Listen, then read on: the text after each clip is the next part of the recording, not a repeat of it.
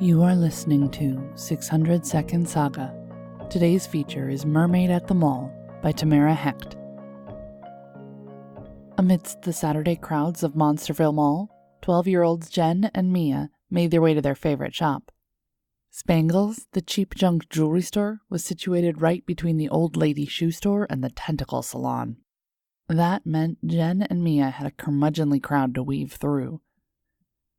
The girls sidestepped past a grumpy middle-aged Gorgon who was yelling at her kids. At last, they made it into the sparkly oasis that was Spangles. Pop music crackled through the worn-out speaker system. Instantly, the girls made a beeline to the display in the middle of the entryway. They pored over the artificially shiny pendants and earrings.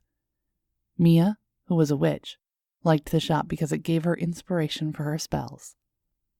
Jen, who was just a regular human, liked the look of the jewelry and the fact that she could actually afford it. The two spent quite a bit of time examining the random baubles, giving each piece a careful evaluation, as though they were experts critiquing a museum collection. At last, Mia bought a sparkly blue necklace whose plastic stone had lines reminiscent of sunbeams playing in the bottom of a swimming pool. Jen decided to save her allowance for another time. The girls ducked through the mall crowd once more. They wandered chatting until Jen saw something that stopped her in her tracks. Is she supposed to be there?" Jen asked Mia, pointing at the fountain. Mia followed Jen's gaze and then laughed at the absurdity of what she saw. "No," Mia giggled, and led the way forward to investigate. There, sitting in the mall fountain, was a mermaid. Her blue-gray scales did little to camouflage her in the concrete tub. The artificial waterfall beside her was just enough to keep her somewhat moistened, but she was sitting in the water that was far too shallow for her to swim around. With a webbed hand, she waved toward Jen and Mia. "Excuse me," the mermaid asked. "Yeah?" Mia said as she and Jen approached. The mermaid tossed her wet hair so it would flick away from her eyes. The girls stepped back so as to not be hit by the ensuing water droplets. "Hi, sorry," said the mermaid. "Can you help me, please? I'm, stuck." Jen observed the scene in disbelief. There was a mermaid. Okay, that she could believe. Since Jen went to school with witches and ghosts, the existence of mermaids was entirely possible as well. What made less sense was how the mermaid got into the mall fountain in the first place. Her body was too wide to have possibly fit through the pipes. It was unlikely that someone would have brought her here through the mall. And where was she supposed to go anyway once she was unstuck? "Can we call someone for you?" Jen asked. That seemed like a safe, doable thing to offer. The mermaid shook her head. "None of my people have phones," she replied. When she said "my people," it didn't sound like she was talking of others of mermaid heritage. It sounded more like when a famous person said, "I'll have my people call your people." Just then, the mermaid gasped. Jen panicked, certain that being out of deep water too long was affecting her gills. However, the mermaid just pointed to Mia's bag from Spangles.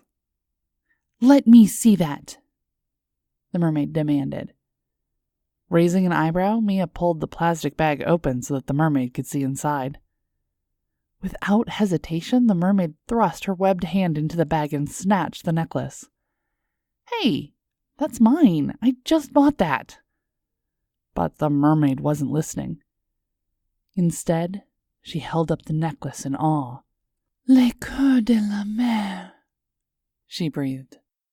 "Nope," Mia said flatly. "This sacred artifact is exactly what I need," said the mermaid. "Except it's not," said Mia. "Also, it's mine." She held out a hand, waggling her fingers to indicate that the mermaid should give it back. The mermaid ignored this. "Where did you come from?" Jen asked the mermaid, trying to be helpful. But this too went ignored. Mia folded her arms and glared at the mermaid, who was putting the necklace on. Look, I get that these things are good for creativity. I use them for my magic too, but you can't just... As the mermaid clutched the sparkly plastic, the air around her filled with points of delicate blue light. It was like being inside one of those photos of a Christmas tree that went purposefully out of focus. More and more bubbles of light rose around the fountain.